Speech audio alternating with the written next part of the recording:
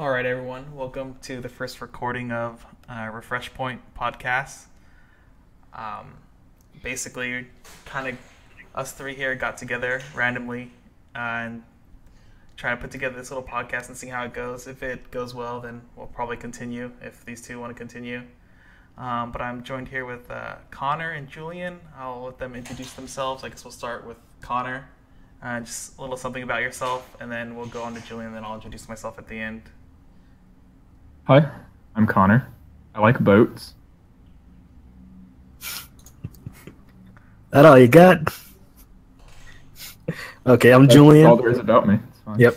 I'm Julian, J-Dubs Washington, a Midwest player. I've been playing at Columbus for a couple years. Been playing Weiss since roughly 2012, on and off throughout the years, and that's basically it. Oh man, I didn't realize we kind of started at the same time. Was 2012 like when Monica came out, right? Somewhere around that time, yeah. Yeah. Okay. Yeah. So I'm Kit King. Follow me on Kitori JP on Twitter. I started around the same time, Weiss, around 2012.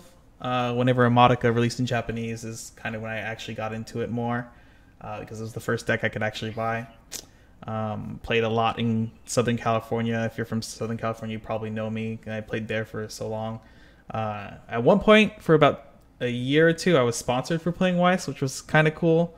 And then kind of had to move and stop playing as competitively, but getting back into it and so forth, especially with the English, because it seems like the English circuit has a way better pricing support than Japanese now.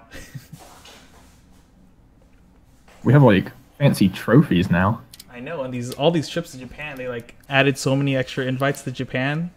It's great. All right, so I guess the first topic we're going to be talking about, the podcast for the most part, is going to be focused more on the competitive side of the game, and then also we'll have a little bit discussion about sets occasionally whenever they do release. But the first thing we're going to get into is the English Autumn Circuit and just the English circuit in general. What is it? It's been like a week. Indie Regional just happened not too long ago. I was there. I believe Connor was there, but Julian was not. Too busy with life, I guess. Yeah, basically. Work, life. So Connor, how was your run there in Indy? I think you got like third, right? Yeah, I got third. Abyssals ruined my day twice. What happened? I'm actually really surprised that the Kantai in top 8 was Abyssals. Yeah, well, round 3, I played against Rudro's Abyssals. He ended up getting first. It was just a normal close game, and I lost. But top four, I triple canceled at 0-4 and didn't have any zeros left. And level 1, he had a board of like 5Ks, and I had 3 of the 1045 Kirito in hand. The top check for all 3 of them, and had to crash all 3 Kiritos. Oh my god, that's Like the top check one? The game went really downhill really fast. Like the top check Kirito, or The mills 3 when he dies, or like you add from top 3 when he dies. yeah, like did you fail the top check on all of them, or Stayed 4,500. sad They all times. crashed. You know, my run was pretty depressing. Like, so I had the first round bye, and then round 2 is when my first match happened, and this match pretty much set my how my day was gonna go. Basically, I played against Soundless Voice, which I think was the one that made top 8 there. I assume so. God, I hope so, at least. But I refreshed at 1-6 with all 8, and then proceeded to have an empty board since they were playing Soundless Voice, and I couldn't really kill any of their big level 1s. But crashed all my stuff in, so they were forced to overswing if they wanted to play the combo again. And they decided to play the climax, and they decided to trigger on every attack, and I took 12 straight in like 32 card deck maybe with 8 climaxes in it. Like, at most, it was 32. It was so sad. And then I even still got him to, like, 3-6 before he killed me, which was ridiculous. But yeah, I played against Soundless in top 8. you destroyed him, right? Please, you. I don't really remember how it went. I just know that he played the 1-0 Ren right after refresh and failed a search. That one of his ones was in stock. Oh, great. Why can't things like that happen to me? But yeah, it wasn't a great day for me, but luckily Connor had a pretty decent run. I'm pretty sad he didn't get first. Who ended up taking first at Indy? I don't remember. Rudro Ghoshal from Atlanta. Okay, and he was the one playing Abyssal, right? Yeah. Yeah, I wonder how many people played around the level 1 combo though. Nobody. Like I was like his only opponent really that played around it. He said, and I guess like Clinton in top 8. Oh yeah, That's like surprising. Well, I guess a lot of people haven't looked at what Abyssals can do in English. Yeah. Like a lot of the people who aren't like hyper competitive haven't taken a look at what a lot of the other sets can do and like what their game plans overall are. And so I feel like a deck like Abyssals can just punish mediocre players pretty heavily. Yeah, I think that's what most of his day consisted of. yeah. I can only imagine like that happening like that too, because the level 1 game otherwise isn't like super spectacular or anything. It just has that can blow up your back row a bunch and stuff. So Both the night before the tournament and against Clinton in top 8, he pumped a brainstorm to like 15,000 plus power. Meme on people. what? He killed my 15-5 Xenon the night before with a brainstorm, and he killed one of Clinton's Akagis with a brainstorm. Beautiful. All right. Well, I had a lot of fun at Indy. It was a pretty decent tournament. I mean, they probably should have ran one more round though. One of my friends, Ben, didn't make top cut because he was like the lowest rated X1, which kind of sucks. There was like 2 undefeated at the end, right? There's 2 undefeated, I heard, and then And 4 X1s. I think Columbus had 2 X1s as well that didn't make top cut. Oh man, yeah, I think Ben was 4 like, X1s that didn't make. That's pretty ridiculous. They should have done one more round. I don't know what it is with Bushiroad, or at least the English side of Bushiroad. They really like to cut tournaments short. I don't know why. I don't know if it's like a timing streak. Consistently run one fewer round than they should. Like, Yeah, at least they're consistent, so you know what's going to happen. But yeah, how do you guys like the format for regionals though this year? Like overall, I think the format's fine. It's just outside of that one gripe of the amount of rounds. Outside of that, like the amount of people who get to go to Japan, I really enjoy that. The actual trophies for like first through third instead of just certificates. Like trophies are a bit more meaningful than a piece of paper. And then like overall, like the tournament, like they run the tournaments pretty fast compared to previous years, and like at least some other card games I've played as well. So I think that they're doing a pretty decent job with that.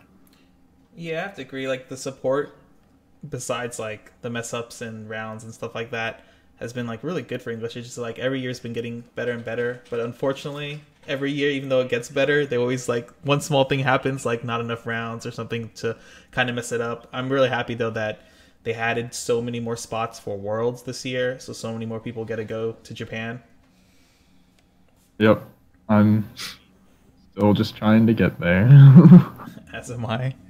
Like last year, Worlds, like the English side for Worlds, wasn't there only like 9 players or something? Yeah. It was something really small like that. Like they had to play they played like a round robin and then top cut to 4 or something. It was 4 rounds, and there was like a 3-way tie for who was in 4th place to go into top 4. Oh man.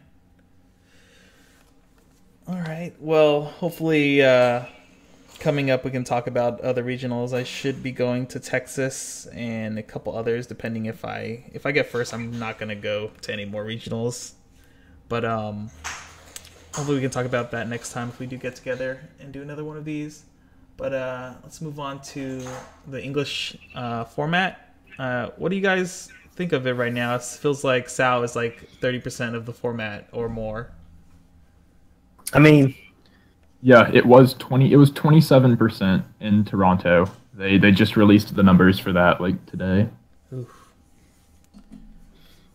I just feel like that a lot of the players who play in English play Weiss from Sal, so like on top of the new set release being easily the most budget like deck you could possibly have in English outside of like just more mediocre decks. It's just that combination just means Sal's going to get played. Like it's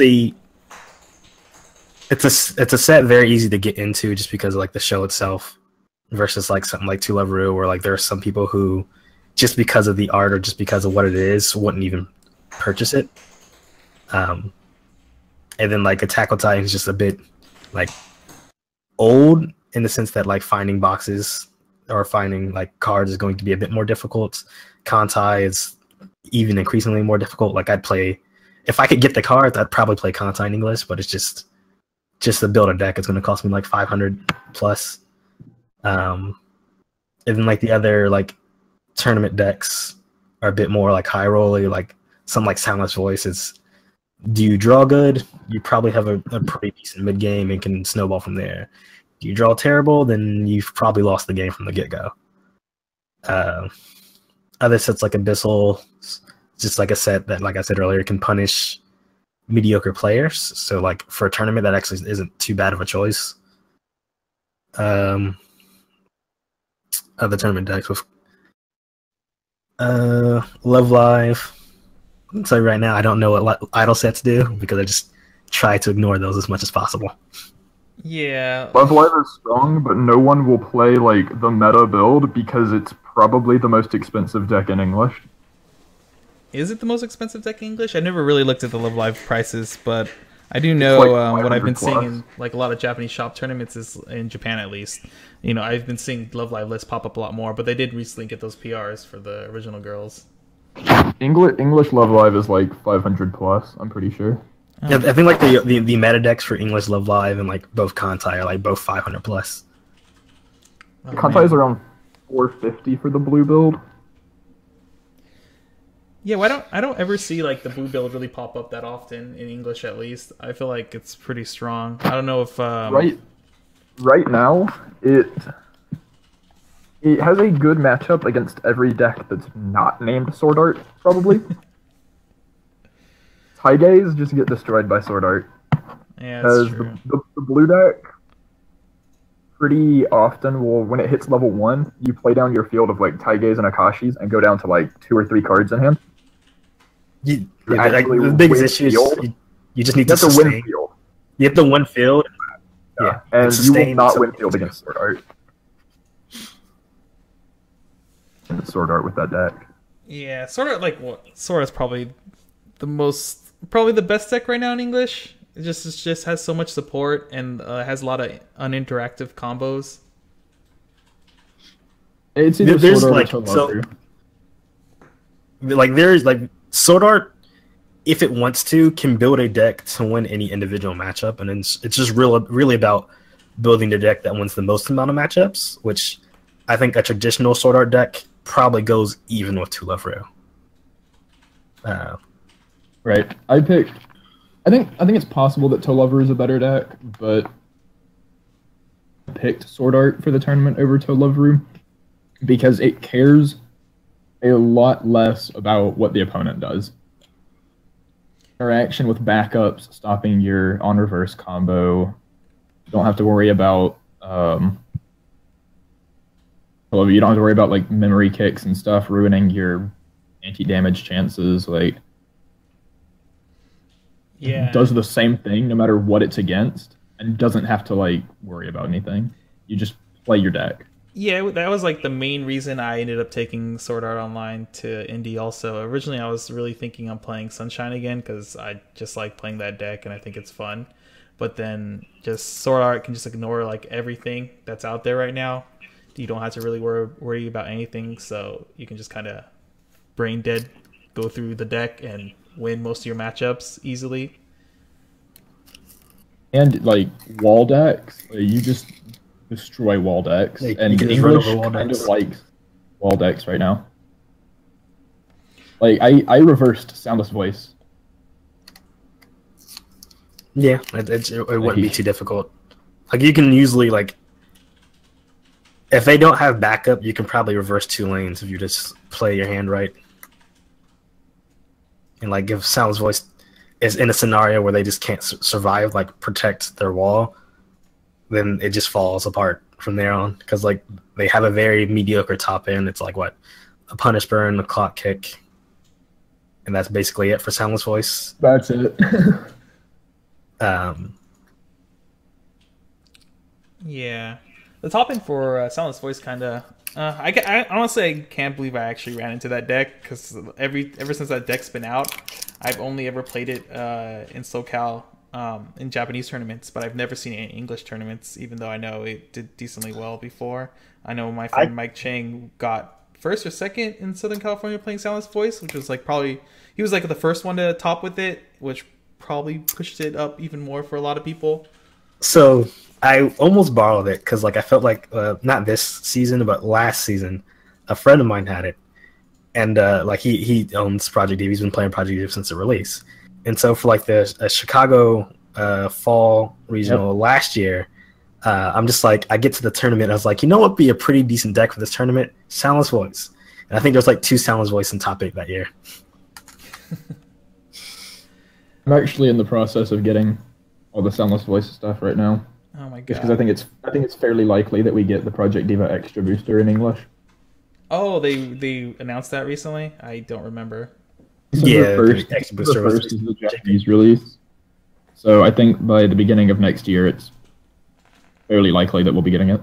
I wonder if they're going to print that 1-0 PR in Japanese, where you can just get the climax.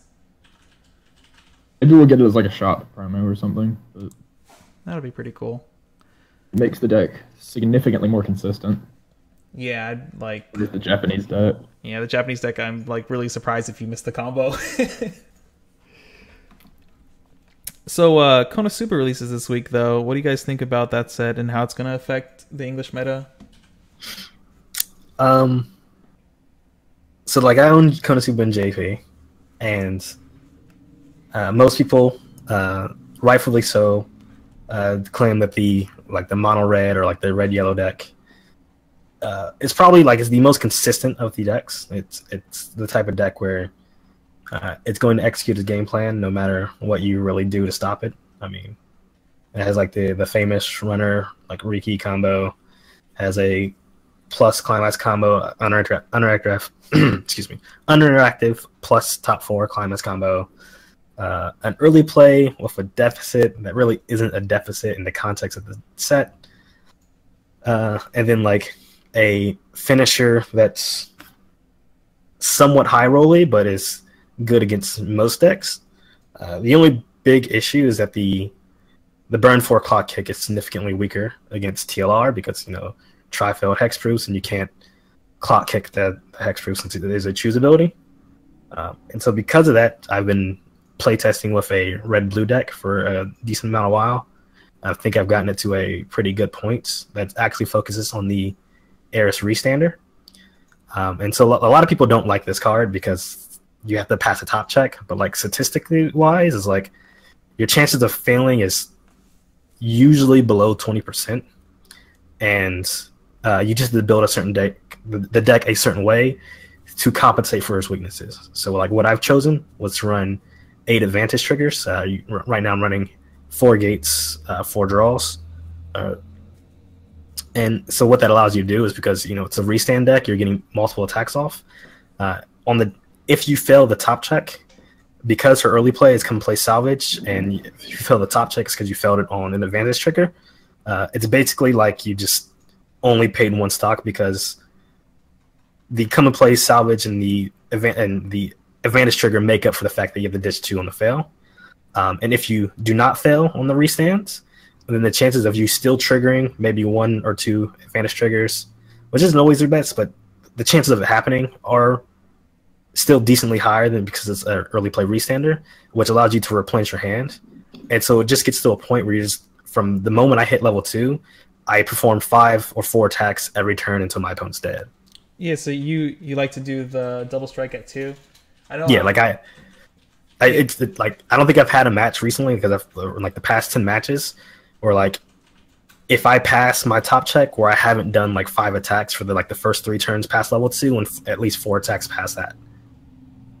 And so like it's the amount of pressure it adds on, like really it's just like a lot of pressure for people to deal with. Yeah, and it's usually pretty easily able to close out games. Yeah, I really like the restander. Like the worst part about the restander, even though besides the top check whiff, which isn't actually that bad in my opinion, is I actually hate playing 4 of the level 0 Aqua, even though I love Aqua. The that is the biggest issue. I really wish the early play requirement would have been the 0/0. The come and play, pass out 1,000 power, then when you play a climax, bounce it back to hand, draw a ditch. That would have made the deck a lot better, in my opinion. The other issue is that the Eris cards don't have adventure trait. Yeah. Because I'd like to use the Takitsubo clone in the deck, but the key cards you want to search can't be hit with it. So yeah, that's like one of the biggest issues with like the set is there's a lot of off trait stuff, all like that doesn't want to interact with each other, but they're all so good that you want to put them in the same deck. So it's like kind of awkward. So like some supports don't help your Eris level 3 double striker because it doesn't have adventure trait, or like Wiz it only has in Japanese it's death and magic, right? So yeah, so supports don't help that, and you can't like search it out with like the darkness ping and stuff like that. So it makes searches and things like that really awkward. But I mean, besides that, I think Eris level 3 is probably the way to go. Like the version you're describing is kind of what a lot of Japanese players have been playing recently. It's been like 8 advantage triggers and like the Goddess Shell plus some other stuff, and they've all went the Eris route for the most part. I really like the Eris as a finisher because you don't need a climax, even though you have that chance of whiffing. So even if your opponent has like an empty field, you still can do like 3 and then 4, which is the same as last shot Shinon. So I think Konosuba is going to do 2 things in English. One, I think it's going to be a good deck. It has any way to deal with darkness early play, which I personally think. I personally think the deck should be 3 color, if only for the darkness early play. Hexproof. Almost no English decks currently have ways to remove it. The only anti-change bombs currently are Bang Dream and Persona 4. And which won't even get played in the Persona decks. And Konosuba. Does Konosuba have one? Blue has an anti-change bomb. Yeah, bottom. So Konosuba itself has one. So those sets aren't very high. Konosuba might be, which is going to be part of the second thing I think it's going to do. But I personally think the top end the most is the Burn 5. It's just an undercosted Xenon. Combined with the Aqua level 3 that decompresses your opponent. English doesn't really have access to the like hyper stock compression builds of decks that Japan does in like Milky Homes and Rewrite. So your Burn 4 is, as I experienced with Xenon, fairly safe as a finisher. With such a low cost on it, I think it's not a bad option at all. Wait, which one? The Burn 5 Megumin or the Burn 4 Clock Kick? Well, the Burn 5. Burn 5? Oh, okay. Confused me for a second Aqua, there. Yeah, so the Aqua Assist effectively turns it into a Burn 4. Yeah, but only on one of them. Guaranteed. Well, yeah, one of them per Aqua Assist. Yeah, 1 per Aqua. Or per... Well, the Aqua applies it to the specific Mega Man, so you can just resolve it any order that, like, you just, like, the first one, you'll mill the top card, stack their deck, burn 5, middle of the top card, stack the deck, burn 5. It just applies it to the Megamine itself. Yeah. It gives Oh yeah, the and Megamine it all triggers at the start of Encore, right? Yeah, so you just resolve it Yeah, in the proper order you order. want. No, I So can I just think resolve it's- all 3 at once. It'll be fine. Oh, there you go. You're like, yeah, okay. Yeah, I especially think that the Darkness early play is going to be big for the deck, just because it's hard. It's very hard for most decks to remove. Yeah, that's like one of the reasons I've been like playtesting a lot more Konosuba right now too. Is that Darkness to me is like the biggest like reason you want to play Konosuba in English, but it's always really awkward too because It's you're super forcing the awkward 3 card. colors. So The other thing that I think is going to happen because of Konosuba, right? We're all aware that Konosuba has a lot of cards that are very conventional and or seem funny but are not good cards. The early rounds are going to be full of a lot more just bad Konosuba decks. it's fine. The card everyone's gonna be playing is like Explosion Magic, so they're gonna take 7 for no reason, and then we'll be fine. It'll be fine, I believe. I honestly think like a lot of you're just gonna see a bunch of those running around like round 1 and 2, just gimmicky Konosuba decks that don't end up doing anything. Yeah, more than likely, okay yes. I'm personally okay with that. Until you see like 2 freeze decks in top 8 for some reason. We'll discuss that when we get there. if we get there. So this is what's gonna happen. Our next time we meet up, it's gonna be after Texas, and then it'll just be like, well, that top 8 of 8 freeze decks. What do you have to say about that? Yeah. I think it's also worth noting that if your opponent resolves Yuki combo in their middle slot, Darkness summon right there, boys. Wait, what did you say? You kind of cut out there. Resolves Yuki combo in their middle slot. Oh yeah, the level 3 free Darkness, Darknesses. boys. Darkness. Yeah, actually, I don't play Sword Art that often, so I always forget that the Brainstormer gives +1 level. So during one of the shop tournaments, someone I was playing Attack a Titan against, they played the early 3 air, and I was like, "What? Why are you playing this? I don't have a level 3." And I was like, "Oh shit, you're right. I do have a level 3." Outplayed once again. Which after I saw that, I always made sure not to resolve it in the middle slot if I played against Attack on Titan. Right. Yeah. But yeah, I mean, again, that's another reason. Like you want to play Darkness and Attack on Titan. The Sword Art matchup is pretty good because if they resolve Yuki at all, you have Darkness support that's tapped +1 level to a character, so you can force them to have a level 3, even if they don't put it in the middle slot. So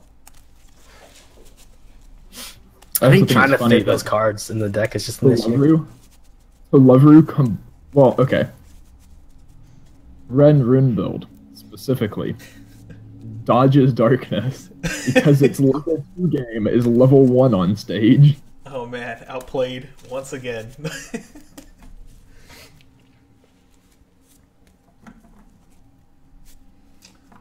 Anything else about Konosuba? I mean, I guess we could talk a little bit about P5, which will probably never come out now or another year. It's following the same fate as the game. It's just going to get delayed over and over again, or what? I don't know. The fact that they still released the deck boxes makes me a little They optimistic. can back out now. A little optimistic that they'll be releasing it soon. Yeah, What I've heard, it was. I'm not even sure what happened there. I heard like rumors that it might come out later in September or something, but I haven't got any confirmation. I did hear from my distributor, they're like, we're going to close orders for Persona 5 again at the end of this month, so maybe there's hope. I don't know. So what we were thinking over at my shop is that Bushiroad basically just overprinted, because to my knowledge, all the English and Japanese are being printed over Japan at the moment. And so basically between the Japanese releases and the English releases, they just had too many things scheduled up at once and just chose to delay Persona until like closer to the end of the year. Because you had... That's what you guys are saying? Yeah, because to my knowledge, everything is being printed in Japan right now. Ever since the issue with Abyssals being delayed. Oh, okay. I haven't heard that. I still thought everything was still like printed in the Philippines or something. Yeah, I thought they'd moved back to Singapore after like Cinderella Girls and Sword Art EB. A decent way to tell is to look at the actual card stock. If your English cards seem like English cards used to be a decent, like a noticeable amount thicker than JP cards, and like if you look at them right now, they're, at least the batch that I have from like Konosuba, or not Konosuba, from the latest Sword Art booster, seem to be a lot closer to the same like thickness to Japanese cards at the moment. Okay. Actually, you know that you bring that up. I was thinking the other way around. I thought they moved their Japanese factories over to Singapore because it was cheaper or something for them to do it. Because I thought the Japanese cards seemed a little thinner than normal, but maybe it's the other way around.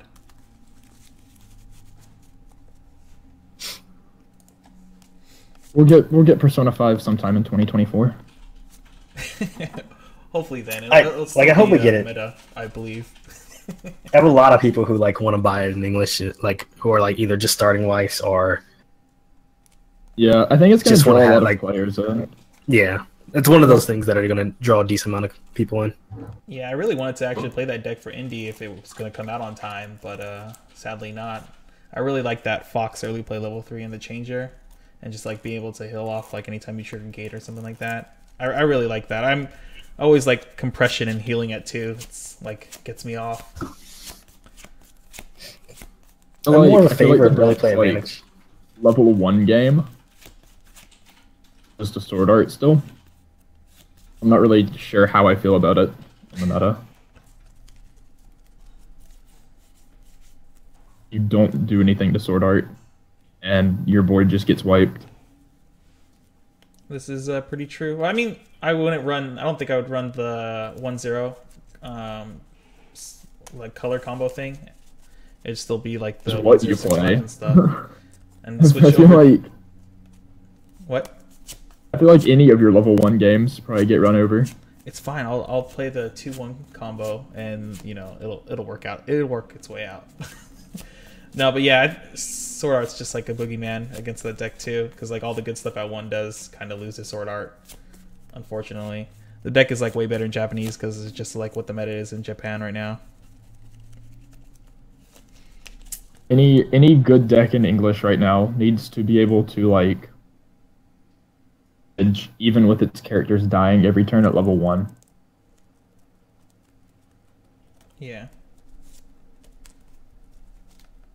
Like soundless voice levels of big.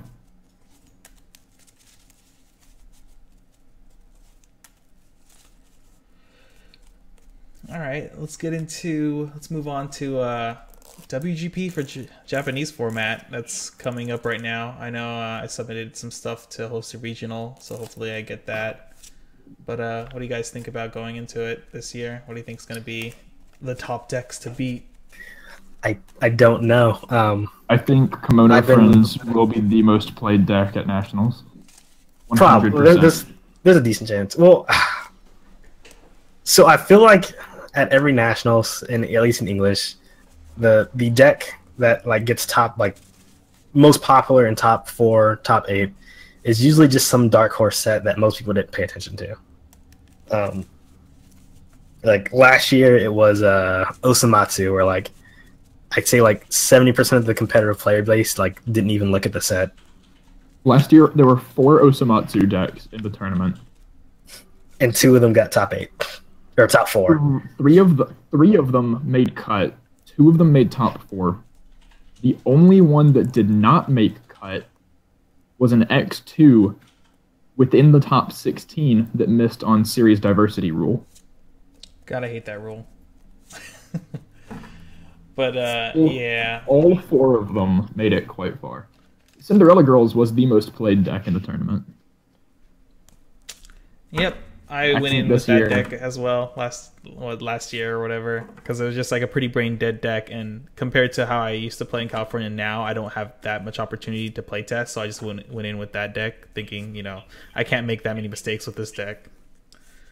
I played Excel World and then lost to a team kill because basically, I got put in a bad situation, then got put in a worse situation, and then made a misplay in that situation.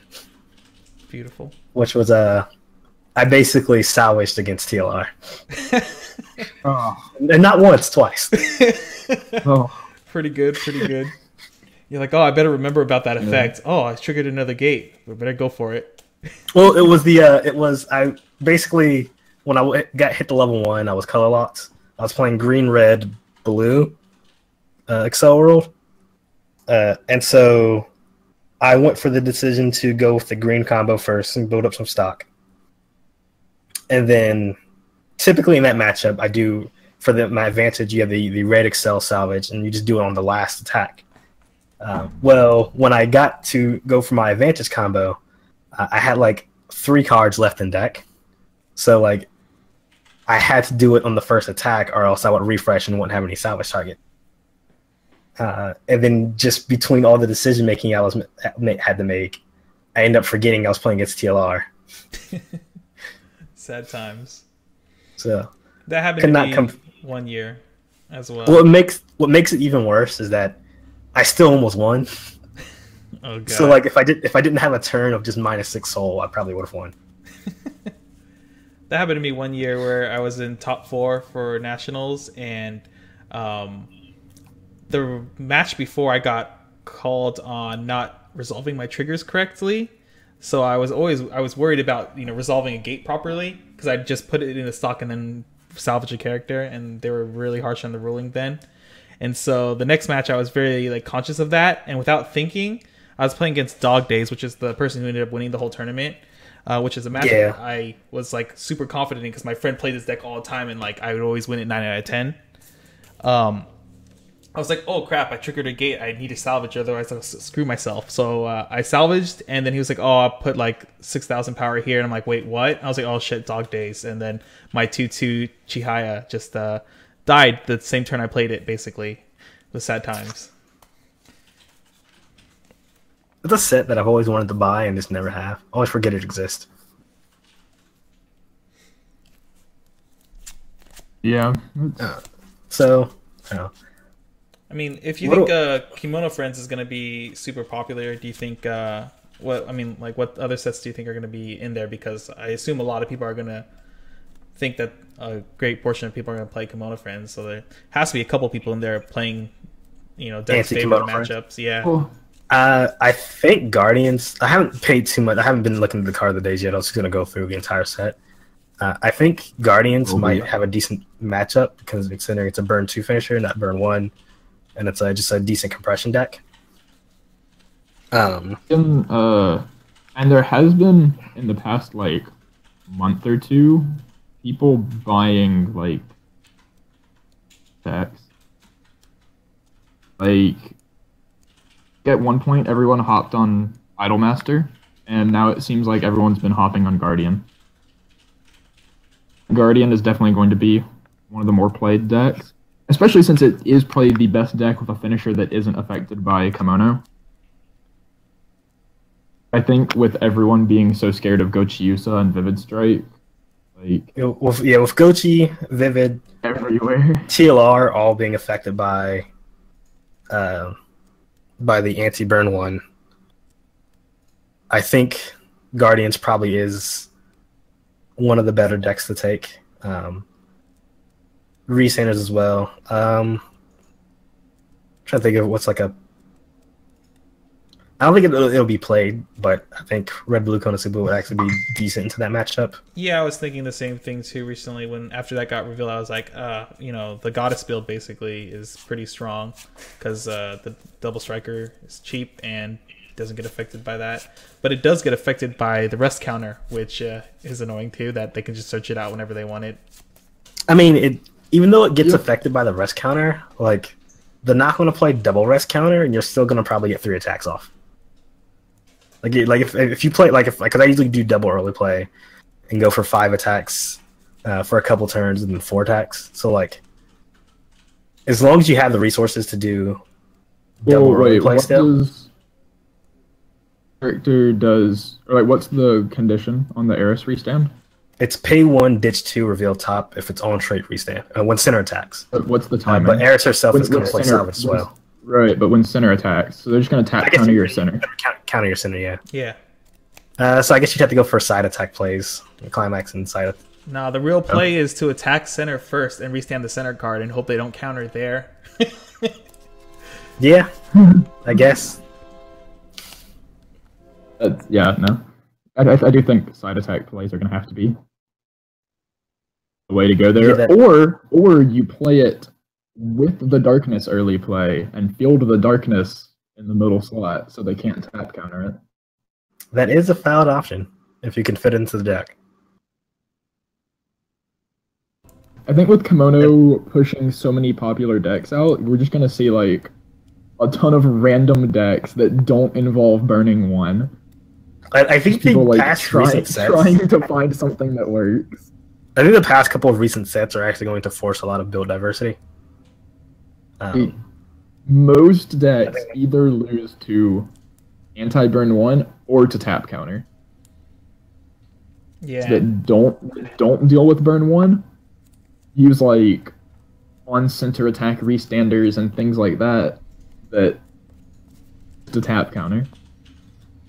Yeah, when they revealed that I think search tap counter, I was like, oh, this set's going to be good basically no matter what at this point. And So this new anti-burn one thing is pretty silly. So based on the spoiler, because like I said, I haven't looked at too many of all the spoilers yet. How big does the level 3 game of that set get? Yeah, power wise, like on offense. Probably around 14 to 15. 14 to 15. Okay. Because Guardians usually hits around 13k without counter, with counter, some unholy god number. On defense, it's like less than 10k. Well, I was doing on offense because with Guardians, you could just do your burns You can defensively. Since it is just a generic when it reverses the battle opponent, pay 3, ditch 1. Yeah. Burn 2. Burn 2 Yeah. the top check. So you could if you get your counter, if you get rest countered on when you're on offense, you could still just do the burn on defense and still have like a form of damage to do. But you still need to make sure you're over. I guess if you have counter in hand, it's not too big of an issue because your counter is going to be like 5 to 10k in that deck. Actually, how's the mirror match for that deck? Because I think I'm the only person in my play group right now that has the Guardian deck built completely. So I've never played the mirror match. I'm wondering how that plays out. The other person who has the set in Columbus doesn't play it often. They prefer the KKK build themselves. So I haven't played the mirror match, but looking at the cards, I feel that mirror match is cancer. I bet. I feel like it has a lot to do with whoever can counter their Shizurus over the opponent. And whoever like keeps the Shizurus on board to stock charge more ends up winning, basically. Like whoever can compress more, basically, and just outplays the mid game. Then I feel like does the deck even have any level 1 counters or anything? Doesn't it just like basically run everything in?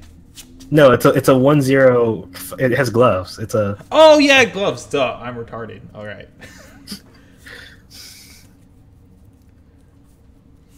So that's you might have to go for like weird side mirror. attack plays with that mirror, and then like there's like some cards in the set itself that are like good in the mirror matchup, like a couple of cards. So like it might just be down to whoever actually adds those to their deck.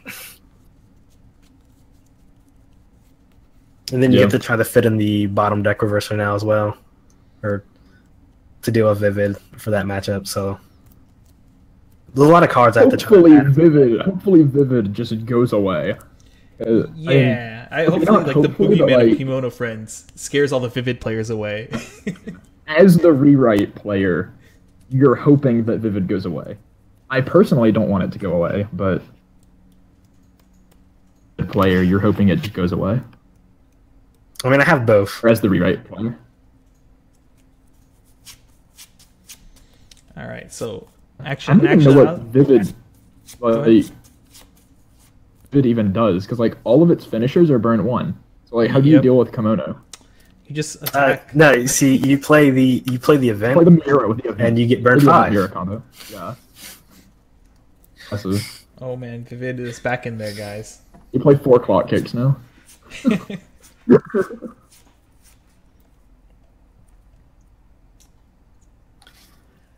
So in actuality, the top tier deck for WGP is going to be Simple Gear in my heart. I know that's going to be broken, right? I've bought cases of that set every time they printed it, and it's always been bad. And my roommate pre-ordered a case of the next set. Nice. I believe it's going to be broken. Kanade level 3 is going to be broken.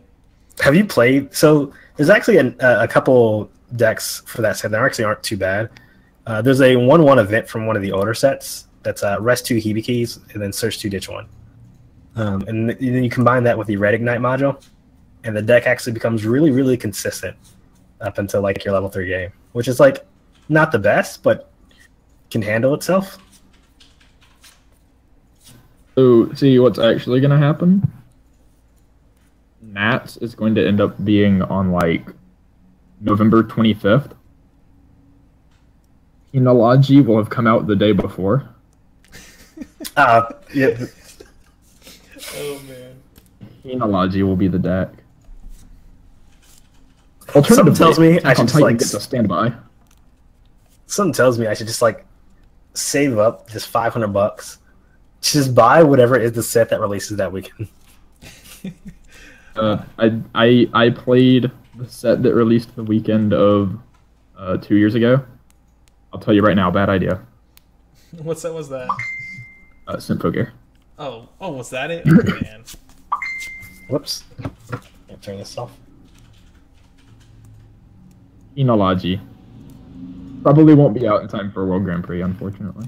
It'd be really funny, too, if they did an emergency ban list for Kimono, and it's like the day after our nationals finishes for the trip to Japan. When it takes effect. It usually is after, because it's normally around the time Japan is finishing up, which is December. Or the only time they've done an emergency ban list was like right before Japanese nationals. Yeah, that was for Marika, right? The banned Nisekoi. They did the entire Nisekoi restriction list, and they changed the Kantai one. Yeah, that set got neutered pretty hard. I wonder if with these Kimono friends if they'll unban Marika, or any of the other stuff actually. I'm actually wondering if they're gonna unban like Monogatari stuff and Kantai stuff, just because stuff. But Mayoi kind of goes away, or like Mayoi is one of the cards that gets shut down by it. So. Yeah. Here's to hoping that Monogatari gets unbanned. Yeah, that would be nice. I had the deck for like a month or 2, and then I only got to play it a couple times, then that ban list came out, and I was like, well, this sucks. I'm too lazy to build another deck with this. I'll just leave it, let it sit here for a while. They like really neutered that set too. Yeah, absolutely. So speaking of the ban list, do you guys expect anything else to change with the ban list at all? More things come off than go on, honestly. There might be some things that come off. I'm not entirely sure yet. What's Japan's basically only dominant set right now is Gochi Yusa, right? Like everyone's building to play against that set, correct? I think, yeah, basically. Everyone's building against it, but it's not winning anything. Like, if it's not winning tournaments, then I don't think anything's going to actually get hit. Japan has effectively like countered it. Like they built to beat it, and they have beaten it. Yeah, like everyone's building wall decks. Yeah, which I don't disapprove of. I like wall decks. If it still has high enough usage, I think they might still do like a 2-choose-1 or something. I mean, what do you even put on that list though? You said boats? Rize early play and Rize 0-0. Oh, okay, yeah, I could see that. Like, it's not a huge. And he's gone. Rest in peace. Oh man, he's like not even online. Oh, there he is. Oh, I died. I'm back. All right, good. I'm back. It's not a huge hit, but it It sort of shakes up the deck a little bit because Japan really likes the early play. Yeah, Japan's in the same boat as me. I like early play healers, or overstated early play healers. It's great. Love it. Easy condition too. It forces Western players to just play like a vanilla heal instead of the early play heal. And Japan has to finally realize that the top end is the ultimate goal with the deck. What about what do you guys think about Ilya also after the new set that came out? They needed one card and they couldn't get it. One card. I feel like Ilya, you could probably force a really decent deck if they would have got some way to get a second plus at level 1. Ideally, I would have liked for them to get when Climax is placed, pay 1, look at top 4, choose a character out of the hand. That would have fit with the rest of that new level 1 combo they got. And then from there, they may have been able to force any of their previous finishers into a deck with that, and the deck would have been fine. But no. Yeah, they got the decks got anywhere between 0 and 3 new cards, depending on whether you play the runner package or not. They also would have been fine if they got when Climax is placed, top check, choose a character, give it a soul, and then you could use the Kuro combo. But no, they just got nothing. I don't think anything changed with Ilya really, as far as how good it is. What about? I think the best deck WGP, might be that meme deck. I think the side deck and that booster might have been the better deck. It's just like a wall deck of some sort. Very good at all, but full army card. I don't think it's going to have any splash at WGP. You might have the people who play it because they enjoy to play the set. I mean, the people that were going to play it before the 3rd set, or before the 4th set, are probably still going to play it anyway, and their lists are going to be exactly what they were before the new set came out. It's like the people who still play Haruhi in WGP. Well, I don't think it's quite like that. I think Ilya is still a good deck. Armor still. I think it has decks. They just didn't get any better with the new set. It has mid game issues, and those issues, it's always had mid game issues, and there's nothing there to really fix it. And I feel like if you can just abuse their mid game, you'll more than likely. They did get the 7K Ilya, which I've seen some people play that now. I think it's relevant in Kaleidoscope. Oh man, I haven't seen Kaleidoscope in forever, but it's too bad that Kimono is going to exist. Oh yeah. I guess Kaleidoscope is kind of rest in peace. Good idea. What about in English? Do you think there should be any changes in English at all? I feel like the biggest problem with English always is that a lot of people bought into the game with Sword Art Online, so they just stick with the same deck. I mean, I feel like I'd like a bit more diversity, but it's competitively, it's fine. Set balance goes. It's fine. It's just kind of hard to do diversity in English because of the amount of other card games. Trying to get someone to play the card game and then play it competitively, I feel like just the nature of the card game that conflicts with the nature of what Weiss is and being an anime card game will generally conflict with the type of people who play card games competitively. And so the people who buy Weiss buy it to have fun more often than not versus the buy it to play competitively. I wouldn't be opposed to an English ban list on Sword Art just to try to knock down the number of people, the representation of Sword Art. But I feel like it wouldn't actually. I feel like people would just be playing worse Sword Art decks. Yeah, most likely. So, honestly, what do you choose to hit in Sword Art?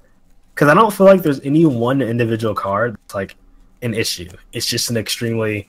You just hit a couple of relatively important. You put Yuki or something on a choice list with 2 cards that are fairly good. But I feel like that. I won't say it kills the deck, because you have other Vanish combos you can use, and Sword Art will probably just be fine. but I just don't feel like they have a card that's so good that you need to put it on a choice list with another card. Yuki's a good card, and Yuki's a great card, but I agree. I don't think anything in what do you put English set needs to be hit like on a power basis. What about what if they introduced for the top 8 cut, like the diversity rule? Please no. Well, okay, actually, I'm going to take that back. As far as if they keep running fewer rounds than they should to X1s, basically relying on lottery for tiebreakers anyway, be opposed to using the diversity rule instead of tiebreakers. I would much rather them just run the correct number of rounds. Yeah. I feel like how many like off decks would get in on the diversity roll though? I feel like sets like Big Dream and stuff would sneak in. Televeru would have gone in. Televeru would have gone in Indianapolis.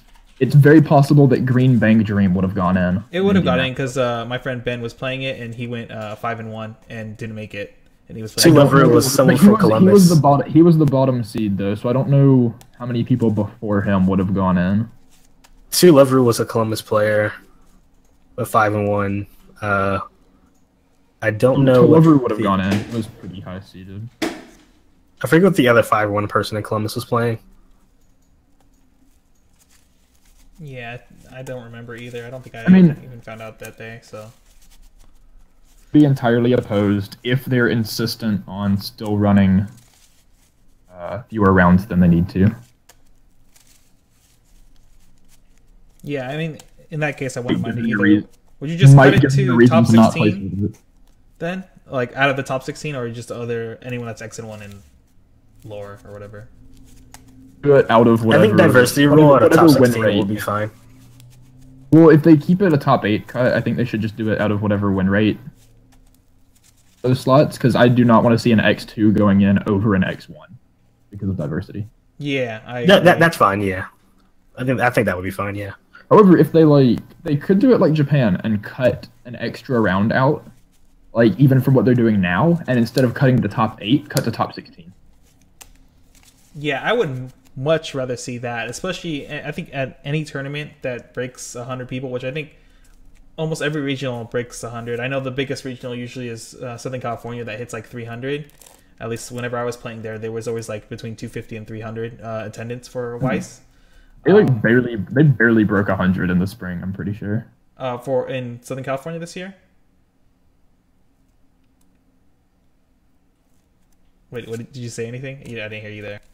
Oh, I don't think they got much over 100. Oh, okay. Oh, you know what? Is it because they made Vanguard 2 days now? Probably. Yeah, I think because at one point, like half the people who were in Vanguard also were playing Weiss at the time, and then they might have had to like switch it to where you can only be in one of the events if you make it to day 2.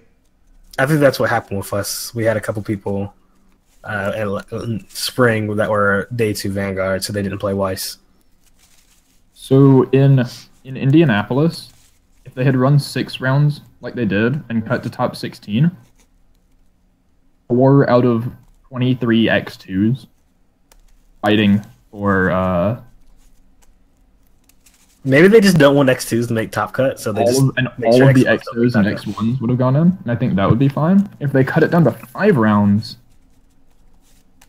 actually have X1s fighting for top 16 slots, which kind of still bothers me. I feel like I'm definitely of the opinion that all X1s should be making cut.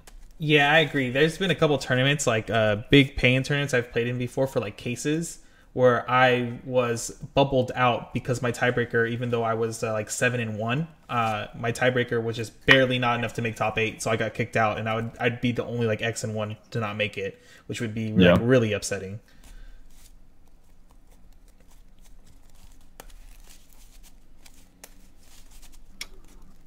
All right. Well, I guess besides that, do you guys have anything else you wanted to talk about before we close this out? It's about ready to shut this off anyway. I I know next week in Chicago they're doing their like yearly 3v3 tournament.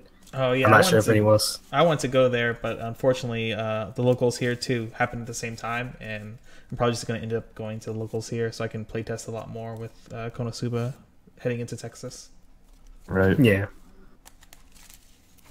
So I was going to be participating in that more than likely. Yeah, I wanted to. I was going to bring my freeze deck and enter with 2 other meme decks. Whoever wanted to joke around in that tournament, but unfortunately now got to play test. Outside of that, I don't think there's much else. No. All right, then. I mean, if that's it, you guys want to close this out, I guess we'll start with Julian and then go to Connor if you have any last words or, where people can find you if you want to put out your social media stuff out there or what. Go ahead. Yeah, you can find me on Facebook by my actual name because I don't use social media outside of Facebook. I have a YouTube channel, but I haven't uploaded anything. Maybe in the future, I'll be doing a series on how to counter specific cards and how to play around and how to use specific cards. So I'm putting the information for that together. But outside of that, you'll see me on Facebook. All right, Connor. Yep. I'm on Facebook. Join Weiss Schwarz Global Community. best Weiss Schwarz community on Facebook. I may or may not start making videos on YouTube soon. We'll find out. All right, yeah, if you do, man, I'd like to see them. For the most part, I'm pretty sure you're a pretty good player, at least from all the chats we've had. Besides that, as always, you guys can find me on this YouTube channel where you're probably going to be watching this video, Burn 1, if you search for it. Otherwise, the only other place you can really contact me where I care is on Twitter. If you search me up, it's at KatoriJP. Besides that, I guess we'll sign off, and maybe if you guys want, we'll do another one when the ban list gets revealed, and we'll do a little short one for just ban list discussion if there's anything worth talking about, and I guess Kimono Friends, since we'd have it for a week now. Yeah. You guys are up for it. Yep. Sounds good. I think 3 or 4 people in Columbus are trying to scramble the money to get it to now. So, did Card Academy even get enough? I don't know. I heard there's a lot of orders from there. All their sealed is already sold. It was sold a while ago. They had opened up. They're opening, I think, 4 or so cases for singles, and so now everyone's just trying to scramble the money to just basically get the places out of those singles. That must be a hectic battle going on there. I'm just going to step back on that set. All right, guys. Thanks for joining us. Hopefully, we'll have another one of these out soon. If not, never then, because I'm also a very lazy person sometimes. So otherwise, don't forget to comment, subscribe. If you guys want us to discuss anything, if we do another one, you can just post it in the comments, and then we'll see what happens there. Maybe we'll do one of these live next time if people are really interested, and we could take questions from chat if we wanted to or something like that. Besides that, I guess signing off. Hope to see you guys again. Later.